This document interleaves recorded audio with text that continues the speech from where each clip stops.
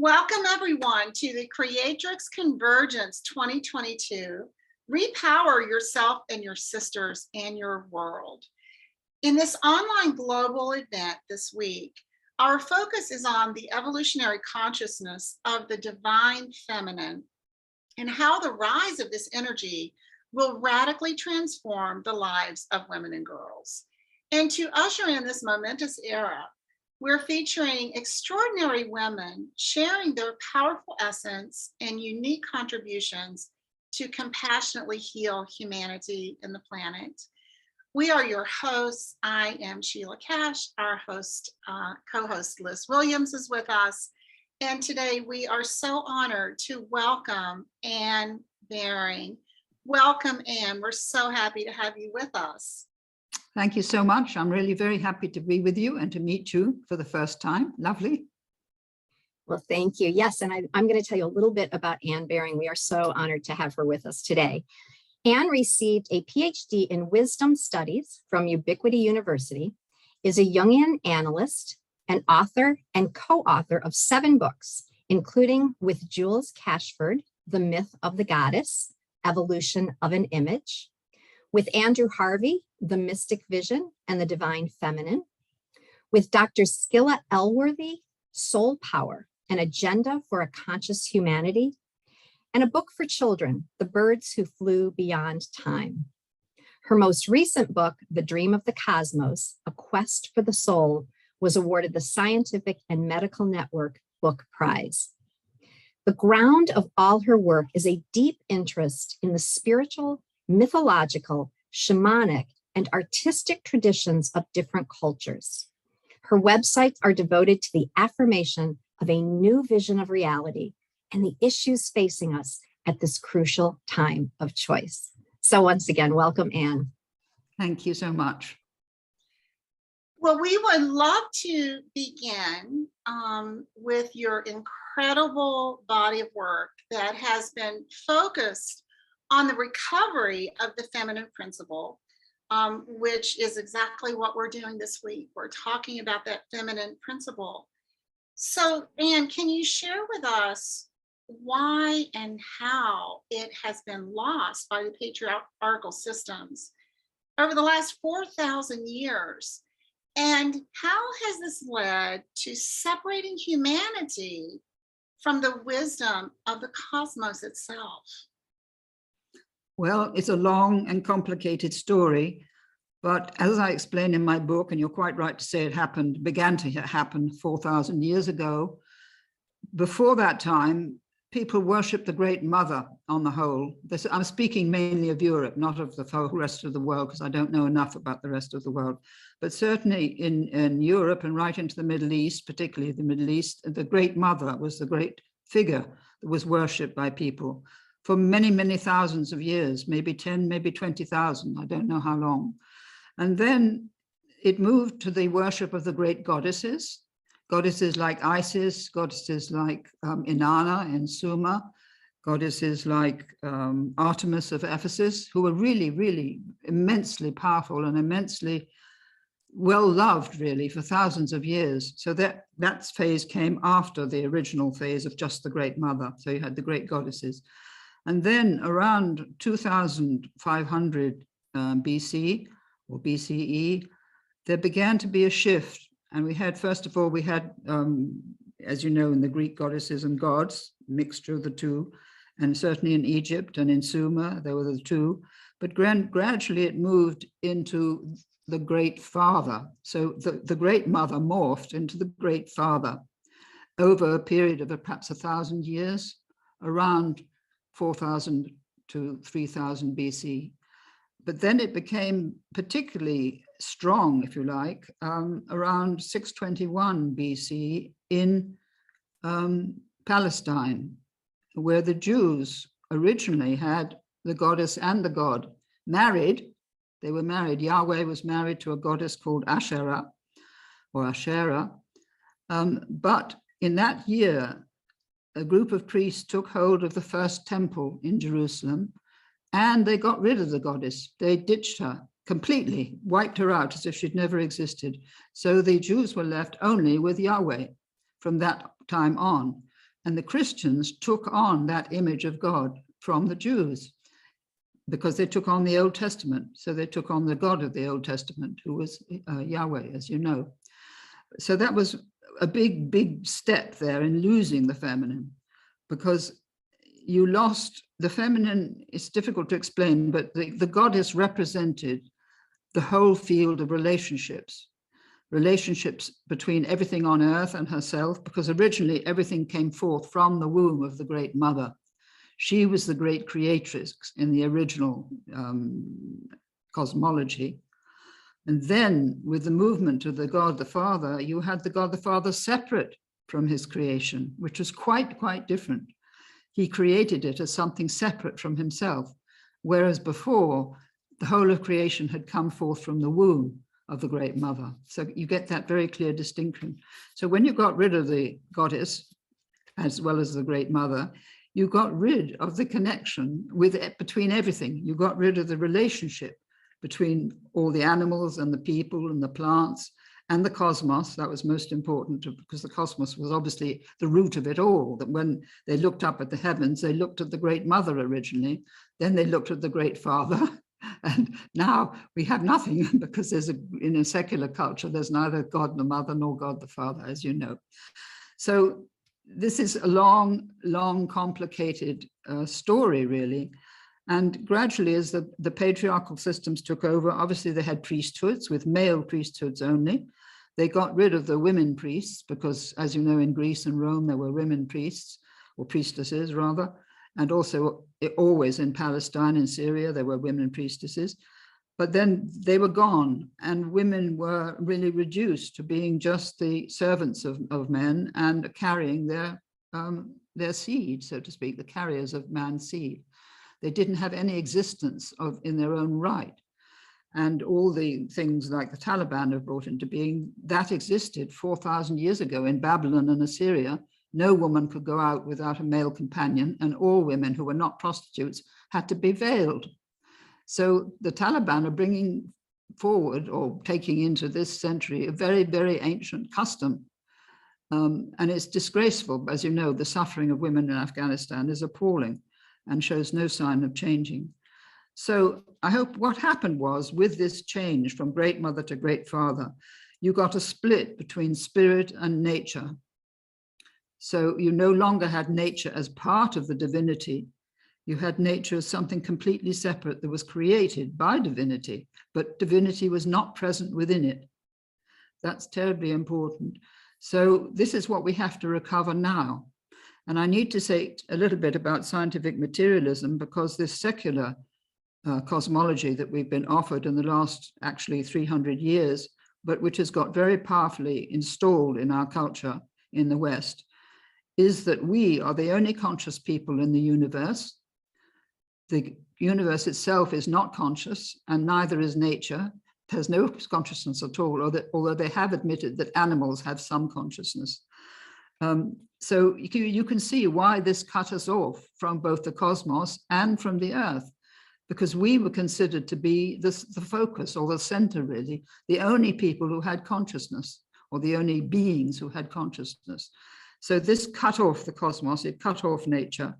And then it also said that consciousness originates in the physical brain, so that when we die, our consciousness is gone, which is rubbish, because it's been known since Egypt that we survive death. There is no death as such. We're frightened of death because we've been taught to be frightened of death.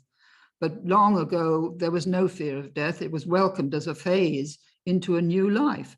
And also that we would return to this planet, if we chose to, over many, many times, thousands of times possibly.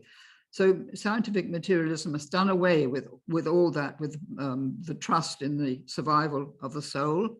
It's done away with the soul, it's done away with God, as well as the goddess, and we're left with just a very bleak image of reality. And this is told to all our children in schools. This is what they grow up with, unless their parents tell them something different. And this is why I think there's so much mental illness in the culture, because people are completely detached from their soul. They don't know they have a soul. They are just body. And they think, they're taught that the rational mind can have control over the body. and can more or less do what it wants with the body. And so we have all sorts of abuse of the body, whether it's abuse with addiction or with drugs or alcohol, or with manipulating the body to change gender of children. That comes in with the secular belief that you can do anything you want to the body and it doesn't matter. But the body, nobody thinks about what the body might be feeling about this, because the body has consciousness as well. And nobody thinks about that. It's just a sort of inert machine or mechanism. So anyway, that deals with scientific materialism, and I think it deals with the split between spirit and nature. So we might move on to another question, if you like. Absolutely, and absolutely love what you're bringing in. When we focus on the 7 pillars, our 2 anchor pillars are reconnecting to Mother Earth and restoring the sacred. So that's where we believe where we have to begin before anything else will really shift. Absolutely. Restoring the sacred is so important to the earth and also to ourselves. Exactly. And we're gonna circle back to that. I want to focus on one other thing before we talk about reconnecting with our soul and with the sacred. But so you've presented this beautiful timeline of how things have evolved, and as a result of what has become this patriarchal and hierarchical approach to our culture, it's led to an addiction, I would say, to power and control.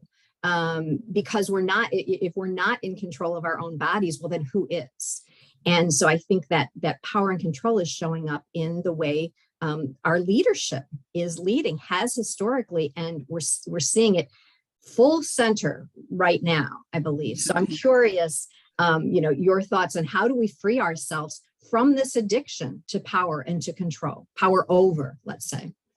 Well, the origin of the need for power is really lack of trust in life and lack of trust in the divine and in oneself. So that goes back a very long time. But it's grown over these 4,000 years. We've had nothing but a succession of empires built up one after the other, starting around 2000 BC, long time ago. But one thing moving to another, and first of all, the small communities, the city-states, and then the gradual amalgamation of city-states into nations, and then into empires.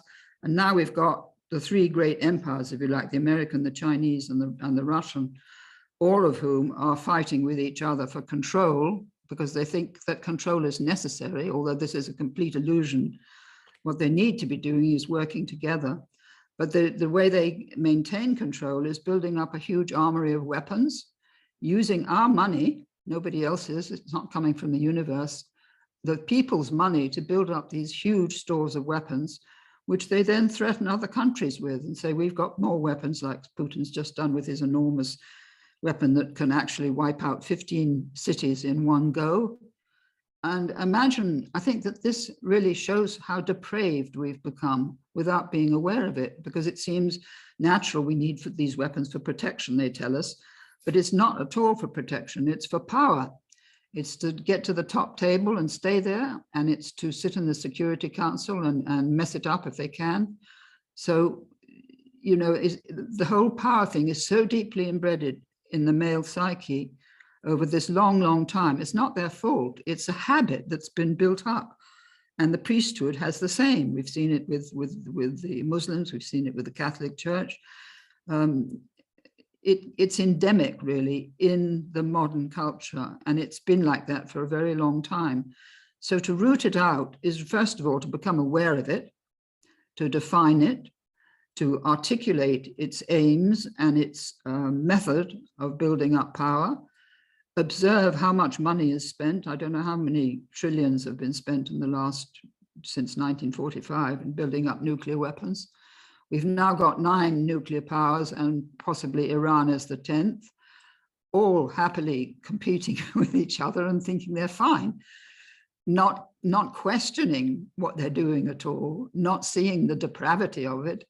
And I think it's up to women to point out the depravity. I really do, because I don't see any other way of actually challenging this whole methodology of power and domination over other people, because it involves the domination of governments over us, And we've seen the risks recently with the pandemic of how easy it is for governments to get control of the whole population, shut them down, so to speak, apparently with goodwill for us, in our best interests.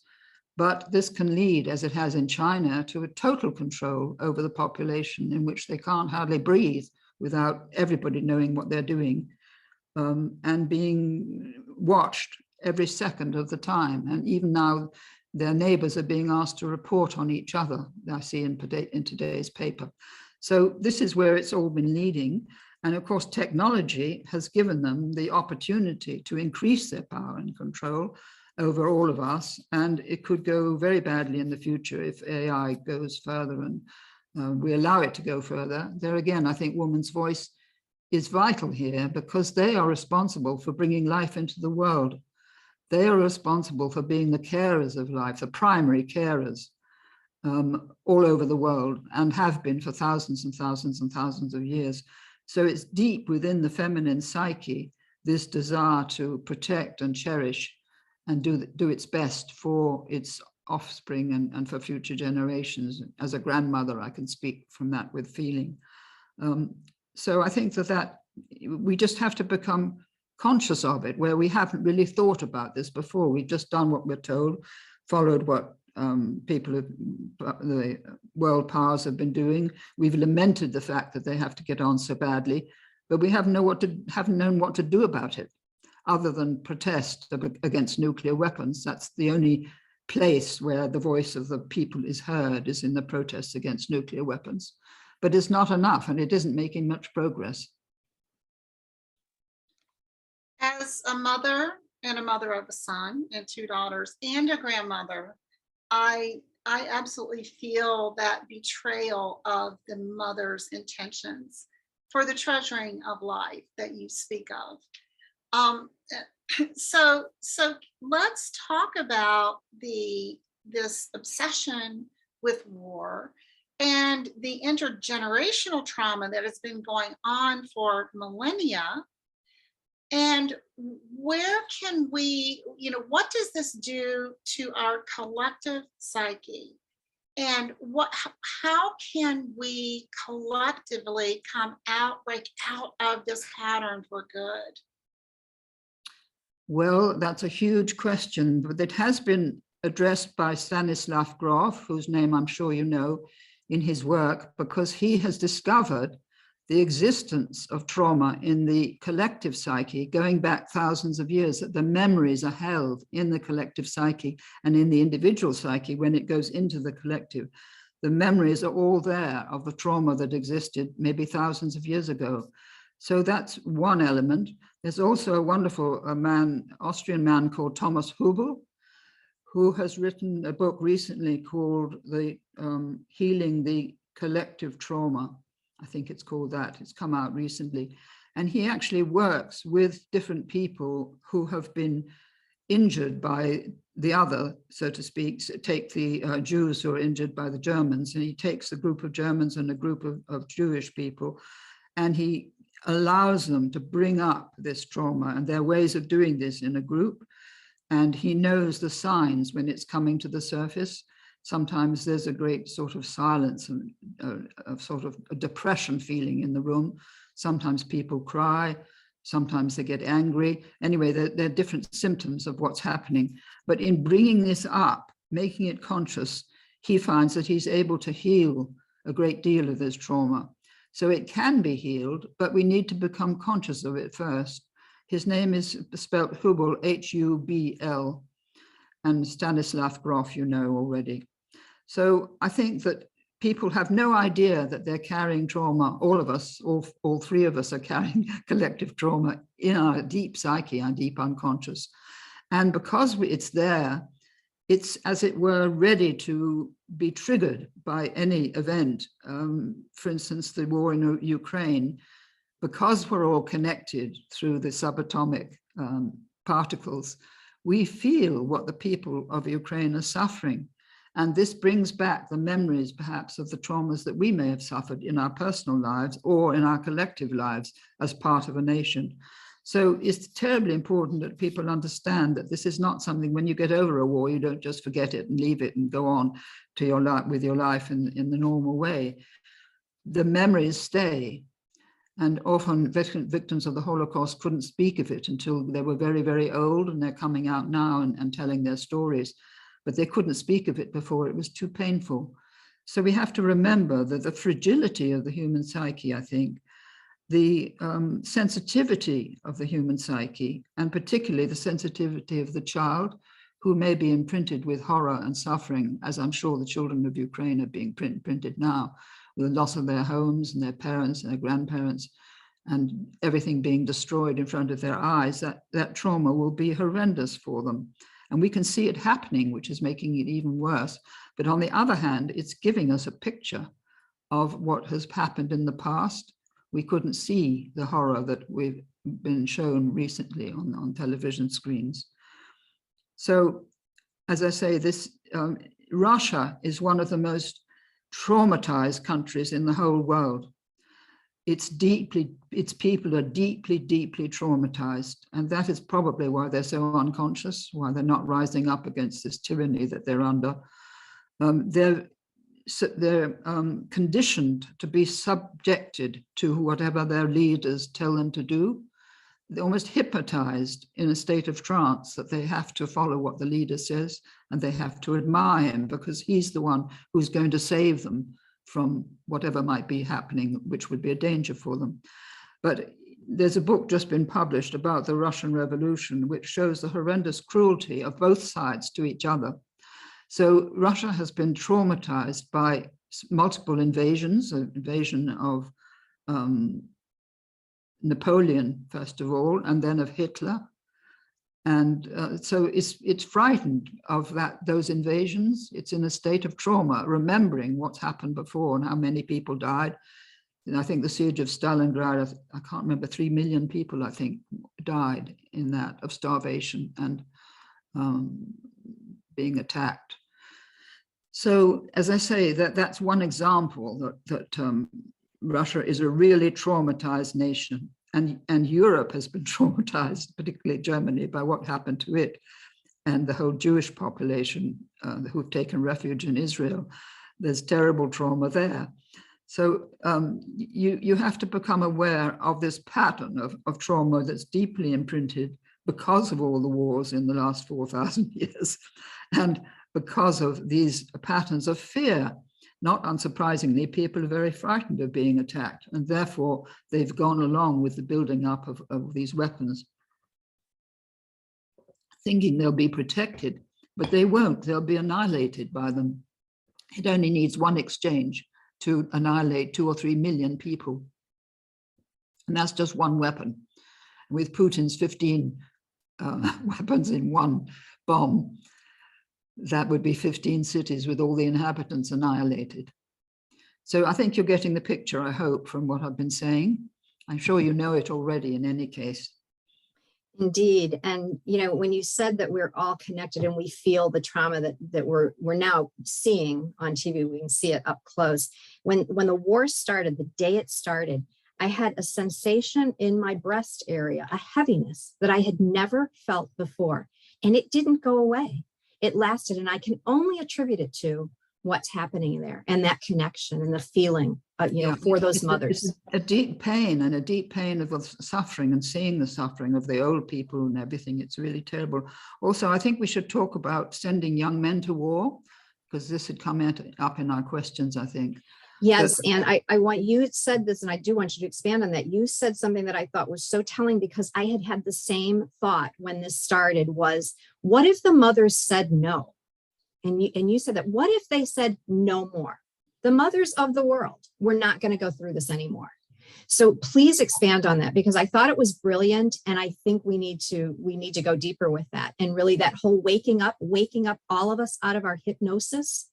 That's where it starts. It's a real sickness that we've been conditioned to accept, believing that sending the young men of each nation to war is a noble thing to do, noble for them to offer their lives, but also that we have no choice. And so millions and millions of young men have been sent to their deaths over these 4,000 years, and are being sent to their deaths now. I think 20,000 Russian soldiers have been definitely killed since the war began, probably aged 18 to 21. You know, it's utterly, utterly revolting in one way, and utterly tragic that they have no choice, and that they're sent as sacrificial victims, because that's what this is. It's just human sacrifice. And I think the mothers did protest. I think they protested either with Afghanistan, the mothers of Russia, either Afghanistan or with Chechnya, one or the other. And they did bring one of those wars to an end because of it. I think they just sat in the cities and wouldn't move until the thing had been stopped. So they could do it if they only had the ability to come together. But as they're watched now, it's almost impossible for them to probably come out without risking their lives, as well as those of their sons. And so, I mean, I have a grandson of 26, and I simply could not bear to lose him to war. I would be so angry that I think I would probably go mad. And this is what millions of mothers must be feeling all over the planet. And they've been forced to accept what their governments are doing, sometimes as with the war with Hitler, because there's no choice. We had to fight that war because he was so dangerous for the whole of Europe, and we know what he was like. But the war in Iraq was totally unnecessary, that Bush and Blair undertook for false information, on false, whatever it was, information. And the whole thing was on false pretenses, and we could all see that, or many of us could see that. So there have been unnecessary wars as well as necessary ones. But to send young men to their deaths in Iraq or Afghanistan, for that matter, many American soldiers were killed in Afghanistan, and English soldiers, and the survivors often were terribly wounded and have been traumatized for life, and are not given the support they need, and the counseling they need, the therapy they need, at least not in this country, not enough. So I don't know what happens in America. I hope there's better care. But this is the sort of thing that mothers need to speak up on and say, as my great friend Anna Smithson said in her second book, she says, this has to stop now, or this stops now. Those were her words in her book. I can't remember which page. I've got the book right here with me. But this is something that women have to know they have the power to do. It won't come from men, because men are far more conditioned than women to accept war and to accept sacrifice, because it's been deeply ingrained that this is their duty and their role. So they can't be blamed for this, and governments can't be blamed for going on with the same pattern. They simply don't know what they're doing. But women could become aware of what's happening, and they could speak out loud and clear and say, we've had enough, just like with the terrible sacrifice of children in America with the shootings. Women's voice is silent, apart from the mothers of the children who've died. And why don't they show the bodies of those children, what happened to them, for the public to see? And why does the law have to now think of the age of 21 instead of 25 or 30 to be able to have a gun? I mean, what's the matter with Americans? They're again sound asleep. I don't accuse you of being that, but it is utterly, utterly outrageous is the word, outrageous. Because they're offering more sacrificial victims of children in these schools. It'll happen again. And the people who are promoting the gun law, they're just totally unconscious men. Unconscious of the law of life, and unconscious that life is sacred, and unconscious that they have a responsibility towards life, not to make everybody carry guns over the age of 18, but prohibit them from doing so until they've reached an age when they can understand what they're doing, and possibly eliminate the nuts, the nutters, the unbalanced people, young men, because so far we haven't had a woman who's done this. Yes, and it strikes me the value of the message that you are bringing out today about the energy and the power of the mother, of the mother's voice. Perhaps we are moving into the era of the mother's message. And you brought up Anna Lou. So we had an interview with her just this past week, just days ago. And coincidentally, it came out in the interview when she said, "It stops now." At that very same time, we didn't know it because we were on the interview with her, but we found out later that a mass shooting was occurring right at that moment. And so it was quite a cosmic synchronicity that was happening at that time. Very powerful, very profound. Yeah. So, so what we're also alluding to is the disconnection from our soul, the greatest wound of the old story. And so, can you speak to our listeners about how to listen, how to glean, how to understand, how to become one with the voice of our soul and our true purpose in this lifetime? I think that we have to look at where Christianity failed, and all the religions have failed to teach people that they carry divinity within them. They carry the spirit within them, within the soul and within the body. That you have three areas, as it were. You have the body, you have the soul, and you have the spirit, but they're all one in our physical reality, so to speak, even though we can't see the soul and the spirit. So they forgot, or they deliberately didn't give us the idea that we carry divinity within our psyche or within our soul. And they didn't give us the methodology of connecting with the soul. And really, it comes, first of all, to be aware of the focus of yourself in the heart, because the heart is the root of the soul, if you like, or the vehicle of the soul in the body, much more than the mind. The mind is very important for dealing with everyday things like going shopping and getting a job and all that sort of thing, but it's not important for connecting with the soul. It's the heart that is of primary importance. So if you can take as a sort of way of meditating, just see your heart as a beautiful rose, if you like, because the rose has always been the symbol of the soul and the symbol of the divine feminine. We can get round to that in a minute, but just give people the sense that they are far more than they have any idea of, that they're here on this planet for a purpose, that they've incarnated on it to do something, to give their gift in some way. Everybody is born with some kind of gift, millions of different gifts, as many people as there are people. So first of all, know that you're here for a purpose. Secondly, know that you carry divinity within you. Thirdly, focus on the heart as it were, the focus for the soul, which also connects you to the right hemisphere of the brain, which is the imaginative hemisphere, the creative ideas hemisphere. The left hemisphere is more for doing the everyday jobs, as it were. It's where the ego is focused. But the right hemisphere is where the soul really is focused. So if you connect right hemisphere, heart and soul, those three things, that will give you a clue. And just take a little bit of time in a day, not necessarily to meditate, but just reflect on these things, reflect on what your soul might want you to do. And that will come from the feelings of your heart. If you're unhappy, find out why you're unhappy, write it down, always write things down. It helps to do that. And then find out what would make you happy. Write the story of what would bring happiness into your life.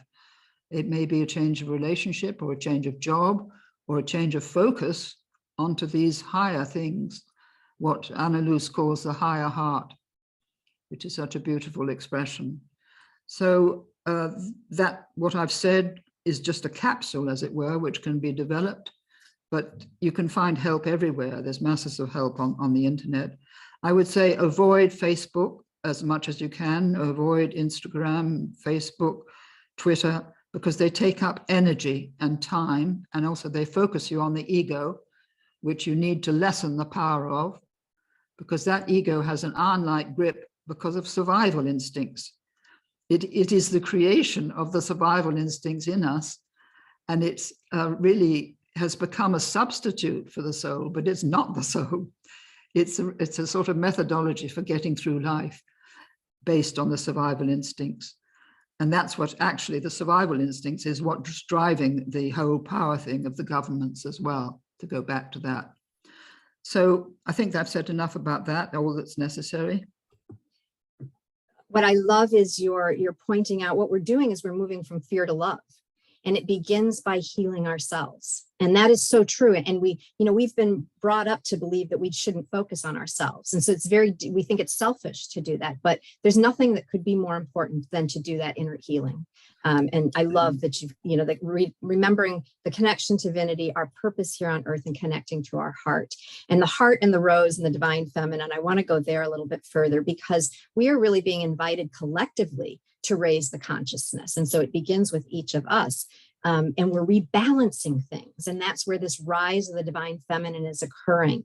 And so I'm wondering if you can speak a little bit more to that, this rise of the divine feminine, this mother energy. What can that mean for us individually and collectively? Well, I think it means, first of all, we have to become conscious of it or aware of its importance. Secondly, I'd like to go back to the religious side or the spiritual side, because the divine feminine was originally the Holy Spirit, and it became male in the 4th century. And because the Christian bishops at that time had no idea that there was a feminine aspect to God, they could only see God in male terms. And so we have the Trinity of the Father, the Son, and the Holy Spirit, but we have no feminine divinity. The highest we've got is the Virgin Mary, who actually is part of the Godhead now, but she wasn't for a very long time. But the Holy Spirit, I'm actually writing about this now, in the ancient times was always feminine, and it came from the goddess, and it existed in that first temple in Jerusalem, where the goddess was actually called the Holy Spirit, and divine wisdom. Those were her 2 titles. And those 2 titles were in the Old Testament and in the Apocrypha, you find them, and in Greek, early Greek Gnostic thought, and then they all disappear. Everything to do with the Holy Spirit as feminine disappears, but it comes up in the 12th century in France in the form of the Grail. And the Grail was a synonym for the Holy Spirit, but it had to be kept secret. So the Grail was a sort of cover image with the cup and everything, but it's so obviously a feminine symbol. So the Grail stories were distributed all around Europe by the troubadours. And so everybody in Europe, whether rich or whether poor or whatever, they all knew about the Grail legends. And that's how the whole idea of the feminine got distributed in Europe. But then came the Black Death and wiping out 2/3 of the population of Europe. Then it came up again in the Renaissance. And I've got this beautiful postcard here with me. I don't know if you can see it, of the Primavera in Florence. So it came up in the paintings of the Renaissance by all the artists who were painting these marvelous images of women, of the feminine, of the Virgin Mary endlessly. And Botticelli painted Birth of Venus, for instance. This was all a great exuberant outburst of valuing the feminine principle. But then it died again in the religious wars that came afterwards, and the endless wars that followed that. And it disappeared. It came up briefly in the Romantic poets of England and Germany in the 18th and 19th centuries. And then it's kind of disappeared in the secular culture. It's gone. So if we know the history, we can know what's been lost. We can know that we lost the feminine image of the Holy Spirit, and we can bring it back consciously in our meditations or our reflections. And the rose, as I said, the beautiful rose is the symbol of the Holy Spirit, as well as of the soul. And I've had a great deal to do with Chartres Cathedral. And there again, the great rose windows, this is what they were telling us, that this is the building which holds holy wisdom within it. I mean, it's just so beautiful. So if you know a little bit of history, a little bit about architecture and everything, you can put 2 and 2 together and make 4. And then you can reflect upon this new picture of the divine feminine, which is trying to come back into our culture. And it'll only come back by the women who wake up to it and who value it and who bring the values with it, which are respect for life, love of life, and protection of life. Those three things: respect for life, love of life, and protection of life. And then things might just begin to change. We will have to change our system of education. I listened to a man, a psychiatrist, the other day who said, take your children out of school because they're being taught all the wrong things. They're being given the wrong values and the wrong idea of relationships between boys and girls and men and women. Build your own schools, make your own places of education. Don't pay attention to what the government is doing. And that's real revolutionary talk. But I think we need to reflect on what our children are being taught in schools and protest if we don't like it.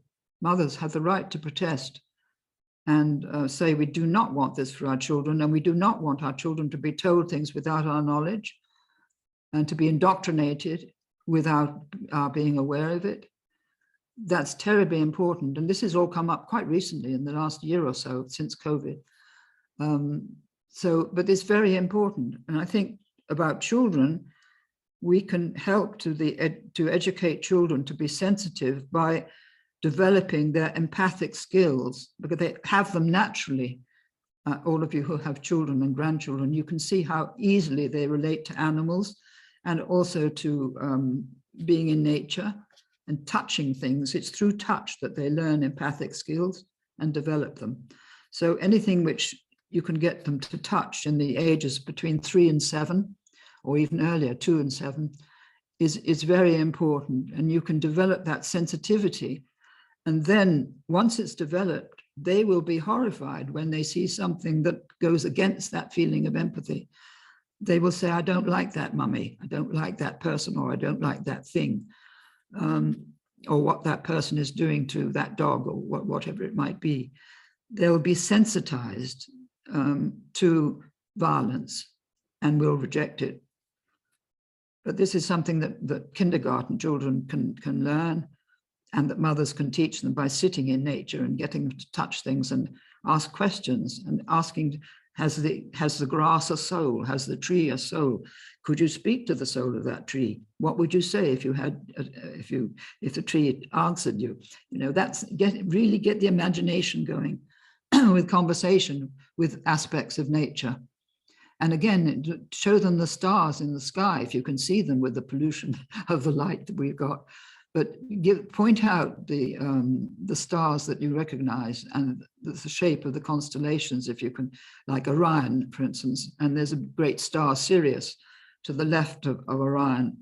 And you can point, that could be a start for them interested in astronomy. Absolutely agree. And instead of all of these things that you've put forth, our children are sitting in front of screens, typically watching violent content. And it's only common sense that would make us see what this is going to lead to. But we've been sold a bill of goods that says, no, it's not going to make them violent. How could it possibly not? Of course, I wrote this in my book. I think I mentioned Tarantino, some dreadful man who likes making violent things. And everybody's saying, oh, they're quite harmless. And I think, well, nobody copies them.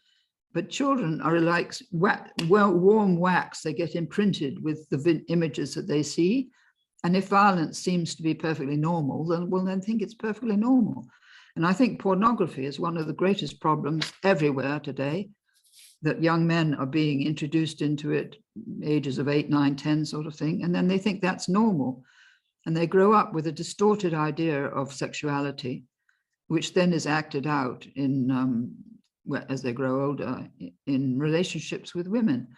And women have been conditioned to think that casual sex is fine, all being lovely and modern. If you want to be modern, you sleep with everybody who asks you. You don't think that your body is sacred. You don't think that sexuality perhaps has a different role rather than just physical enjoyment. And anyway, what's left after the physical experience, if you're abandoned the next day, what are your feelings as a young woman when you're really just dumped, used and dumped? And the same with women doing the same with men. They just use them and dump them. So it's a two-way traffic. It's not just one way. And this is all morality is gone. There was too much Catholic morality before, and the sense of sin and guilt. But now there's too little. There's no boundaries whatsoever. And I think mothers need to bring their children up with a sense of boundaries and respect for the others, for the other rather, as they grow into their teenage years. What are you going to do to look after your body? They can ask. What steps are you going to take? Are you going to go out late? Are you going to get drunk? Are you going to sleep with the first man who asks you? What are your boundaries going to be? And we need to discuss this before you go out into the world. I'm sounding like a very fierce granny here, which I am, because I think it's tragic that young women's lives are ruined through being discarded as so much junk, really. And also the body is treated with such contempt. There's so much valuable guidance in your words, and you've been speaking to the empowerment of women, the empowerment of mothers from the mental, from the consciousness, from the heart, from the societal, and even through education.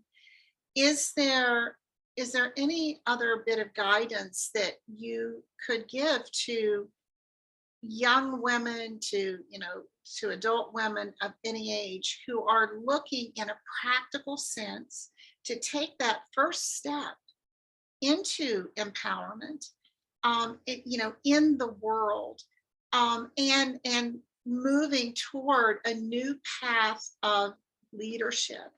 What is a practical step that they could take even today? And what does that new leadership look like? What are we moving toward?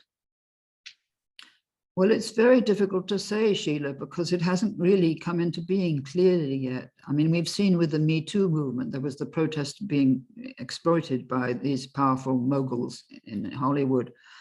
But it hasn't, and since then there've been a lot of other things. And there's been that case with Amber Heard and Johnny Depp, which was really a very sad display of dirty linen and on both sides, and really not very admirable people, and people who are still in the grip of, I would say, Facebook, the Facebook era, as it were, wanting to be approved by thousands of followers. This needs to all go. You can do without your followers, you can do without approval. At the first sign of attack on Facebook or Twitter or whatever, you should just cut off any looking at them, just write them out of your life, because they really act as a kind of depressing factor on your being. It's like an attack, like a lot of knife attacks on your being if you're attacked on Facebook. I don't have Facebook. I don't have any of them at all. I don't do any of them. So I'm completely free of being attacked in that way, or of anybody commenting. If they want to put comments, they can do it on my website or on the talks that I've given. They can make comments out of that sort of thing. But you could get rid of the whole bloody lot if you wanted to, and see it as a corruption of the soul. Mark, whatever his name is, Mark Zuckerberg won't see it as that. He's seeing it as a great gift that he's given humanity, and now they're going into the virtual world as well. He thinks this is wonderful, but it's not wonderful. It's extremely dangerous, and it's led to many suicides of young people being attacked or given ways of committing suicide. This is murder. Murder by, not directly, but what you call it, by proxy. People don't see that. So I think they can get rid of a lot of stuff in their life that they don't need, and they don't need to set themselves up as whatever it is for other people to follow. I can't remember the proper term. On Instagram, if you have so many million followers, that means you're really somebody. Get rid of all that. That's all ego. It's all inflating the ego so that you think you're somebody when in fact you're nobody at all, other than what a construction that other people have put on you. And get back to your heart. ask you what really is there in you that could be of value, which has nothing to do with this value given to you by other people. What is the value you can give yourself and find in yourself? And you have to start almost from kindergarten and just with little steps, and then it'll get stronger as you get, as you go on with this work. It's a kind of learning process. It's like a fairy tale. Do you remember the story of Cinderella, who at first is sitting by the fire as in her rags and her blackened dress and everything. And then she hears that there's a ball, and that all the young women in the land are invited to the ball. And she would like to go, but of course she can't. And the sisters, the ugly sisters, go off to the ball, and they come back and tell her how wonderful it all was. And then the fairy godmother arrives. And the fairy godmother is the Holy Spirit godmother. And that was, they had to disguise the feminine principle, the divine feminine, in that way in fairy tales. In the Sleeping Beauty, you've got the old crone, that's the Holy Spirit again. In Cinderella and in Snow White and the Seven Dwarfs. If you look deeper, you find the meaning behind.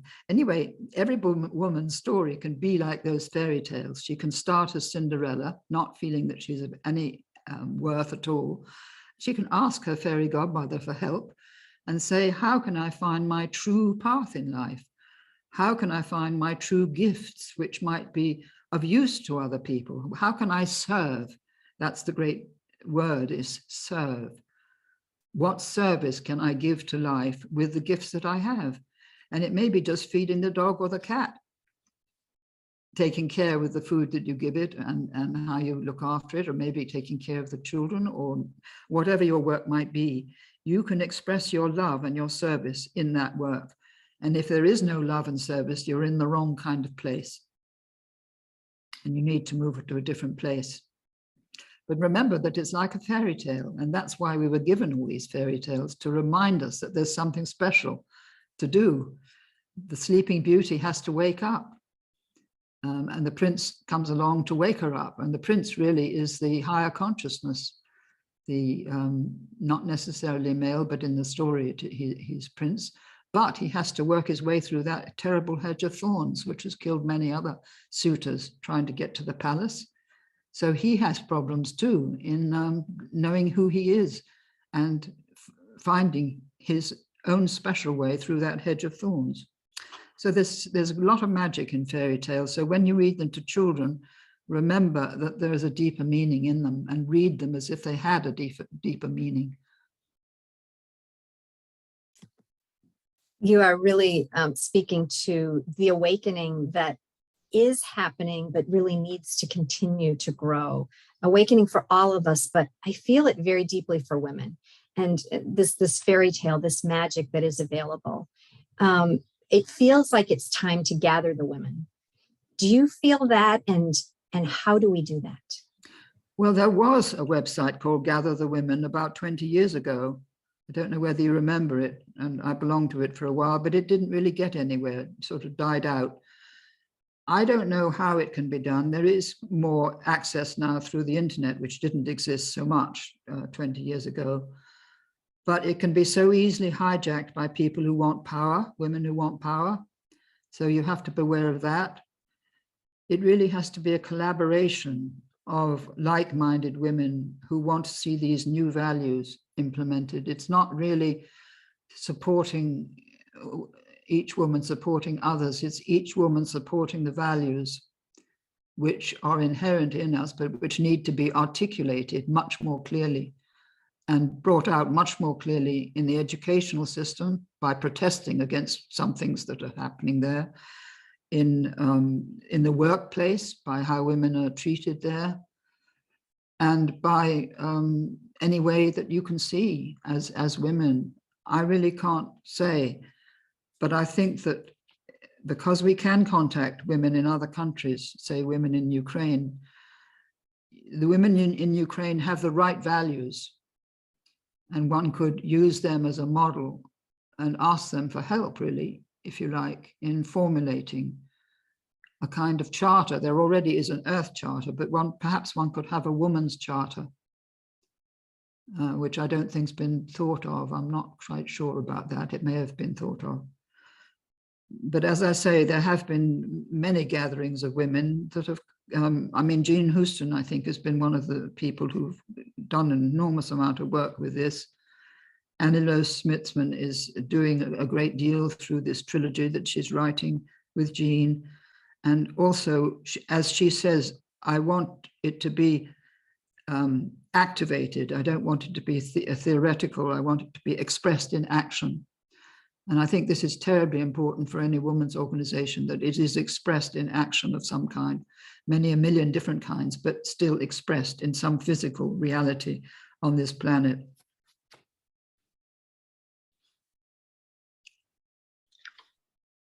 And I know that Liz shares with me the sentiment that we would spend many more hours with you if we could. Oh, it was what a wish that would be. This has been such profound wisdom and guidance that you've shared with us today. I know that our listeners are going to want to hear the recording again and again. And so we thank you so very, very much for all that you have brought to us today. Thank you so much for being with us. Well, thank you for giving me the opportunity, because unless the door is opened, I can't come through it. And you've opened the door where I could speak, and that's lovely for me, because it's I'm quite lonely in my life. I can't travel anymore. I can write and I can speak. So it's lovely to be given the opportunity, and thank you. And lovely to meet you both as well. What a gift that the internet has brought us, that we can cross the seas. Absolutely. And spread your message far and wide. And I think that's meant to be. The internet has arrived because it's necessary for us to communicate, definitely. Yeah, it's a blessing as well as a curse. Absolutely. And we know that you have a free gift for our listeners. Can you tell us about what it is you're offering, how to reach you on the website? Yes, I've got two websites. One is an older one and one a new one. The older one is www.anne-baring.com. And the new one is Anne Baring, all one word, annebaring.com. So those are the two websites. And on the older website, there is a recording of my Dream of the Cosmos, which anybody can access. It's on the left-hand side of that old website, and you can listen. It's a man reading most of the chapters, a very brilliant man from the BBC who offered to read the whole book, which was just marvelous. So those are my gifts. We will make sure on your speaker page, we will have links. We'll have links to both of those websites, and we can actually link directly to the recording where they can find the Dream of the Cosmos. That's Yeah, you'll find it. So we'll have all those. And Anne, before we let you go, we have to ask the question that we've asked to all of our speakers during the Convergence, and that is, in these very uncertain and challenging times, what is it that brings you hope? I think trust in the feminine, both the divine feminine and the feminine of women. You have to have a feeling of trust, because otherwise the future looks really too bleak. Well, on that incredible note, we're going to wrap up our session and say goodbye. Thank you once again. And to our listeners, thank you for joining us, and be sure to check out all of the other amazing interviews that are happening this week. They're free to you for 48 hours. And you also have access to lifetime availability if you'd like, so that you won't miss all of this extraordinary knowledge that's coming out being shared this week. You can find everything you need to know, Anne's links, all of the speakers' links on the Creatrix Convergence website, which is creatrixconvergence.com. And so until next time, go out and be the creatrix of your own life, and let's co-create a new future together. Bye for now, everyone.